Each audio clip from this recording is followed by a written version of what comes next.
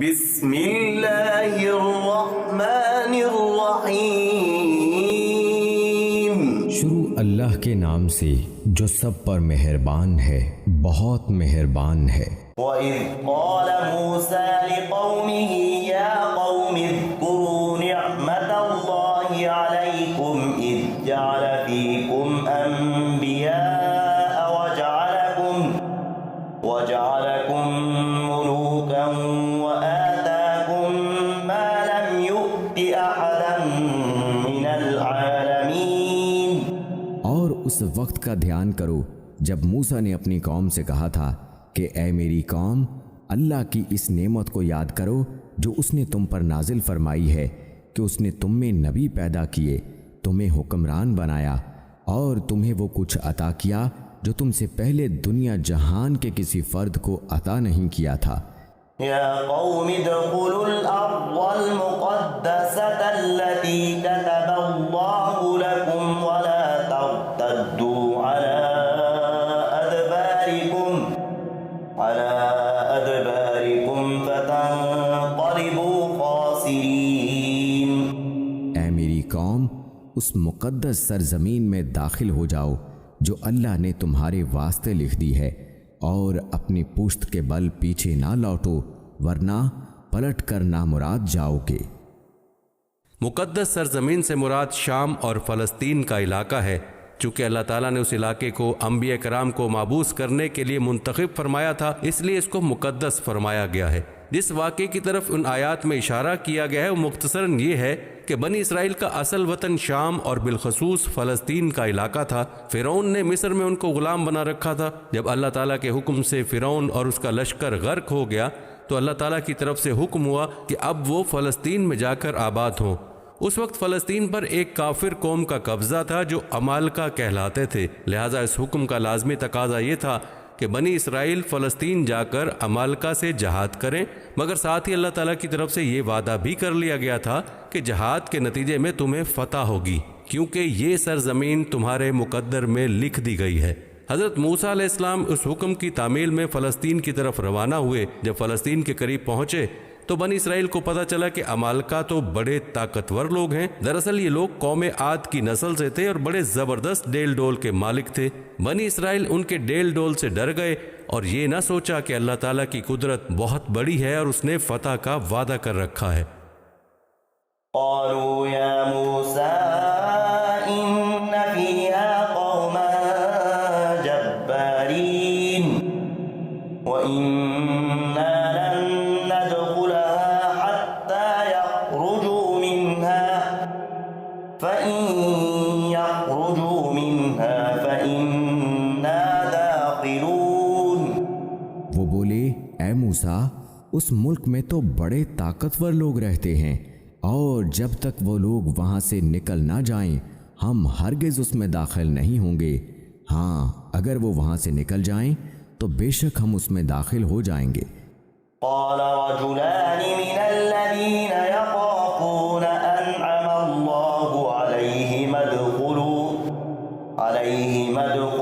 عليهم الباب فإذا دخلتموه فإنكم غالبون وعلى الله فتوكلوا إن كنتم مؤمنين۔ جو لوگ خدا کا خوف رکھتے تھے ان میں سے دو مرد جن کو اللہ نے اپنے فضل سے نوازا تھا بول اٹھے کہ تم ان پر چڑھائی کر کے شہر کے دروازے میں گھس تو جاؤ، جب گھس جاؤ گے تو تم ہی غالب رہو گے، اور اپنا بھروسہ صرف اللہ پر رکھو اگر تم واقعی صاحب ایمان ہو۔ یہ دو صاحبان حضرت یوشع اور حضرت کالب علیہ السلام تھے جو ہر مرحلے پر حضرت موسیٰ علیہ السلام کے وفادار رہے تھے، اور بعد میں اللہ تعالیٰ نے ان کو نبوت سے بھی سرفراز فرمایا۔ انہوں نے اپنی قوم سے کہا کہ تم اللہ پر بھروسہ کر کے آگے بڑھو تو اللہ تعالیٰ کے وعدے کے مطابق تم ہی غالب رہو گے۔ قالوا یا موسیٰ انا لن ندخلها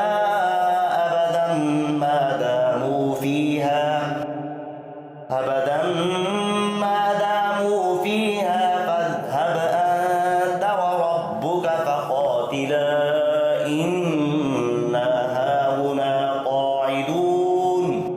وہ کہنے لگے اے موسیٰ جب تک وہ لوگ اس ملک میں موجود ہیں ہم ہرگز اس میں قدم نہیں رکھیں گے. اگر ان سے لڑنا ہے تو بس تم اور تمہارا رب چلے جاؤ اور ان سے لڑو، ہم تو یہیں بیٹھے ہیں.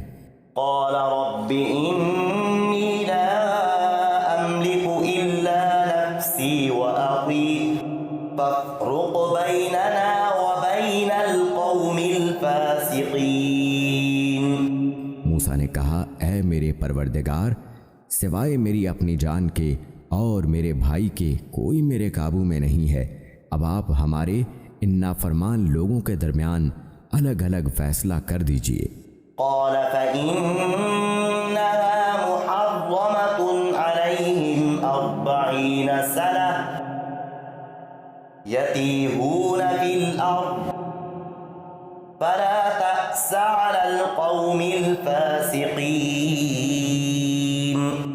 اللہ نے کہا اچھا تو وہ سرزمین ان پر 40 سال تک حرام کر دی گئی ہے، یہ اس دوران زمین میں بھٹکتے پھریں گے، تو اے موسیٰ اب تم بھی ان نافرمان لوگوں پر ترس مت کھانا. بنی اسرائیل کی اس نافرمانی کے نتیجے میں اللہ تعالیٰ نے ان کو یہ سزا دی کہ 40 سال تک فلسطین میں ان کا داخلہ بند کر دیا. یہ لوگ صحرائے سینا کے ایک مختصر علاقے میں بھٹکتے رہے، نہ آگے بڑھنے کا راستہ ملتا تھا نہ پیچھے مصر واپس جانے کا. حضرت موسیٰ، حضرت ہارون، حضرت یوشع اور حضرت کالب علیہ السلام بھی ان لوگوں کے ساتھ تھے، اور انہی کی برکت اور دعاؤں سے اللہ تعالیٰ کی بہت سی نعمتیں ان پر نازل ہوئیں جن کا ذکر پیچھے سورہ بقرہ میں گزر چکا ہے. بادل کے سائے نے انہیں دھوپ سے بچایا، کھانے کے لیے من و سلوہ نازل ہوا، پینے کے لیے پتھر سے 12 چشمے پھوٹے.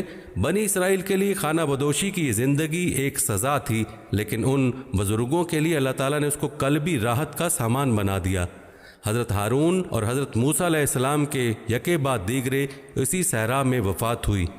بعد میں حضرت یوشع علیہ السلام پیغمبر بنے اور شام کا کچھ علاقہ ان کی سرکردگی میں اور کچھ حضرت سموئیل علیہ السلام کے زمانے میں طالوت کی سرکردگی میں فتح ہوا، جس کا واقعہ سورہ بقرہ میں گزر چکا ہے. اور اس طرح اللہ تعالیٰ نے یہ سرزمین بنی اسرائیل کے حق میں لکھنے کا جو وعدہ فرمایا تھا وہ پورا ہوا.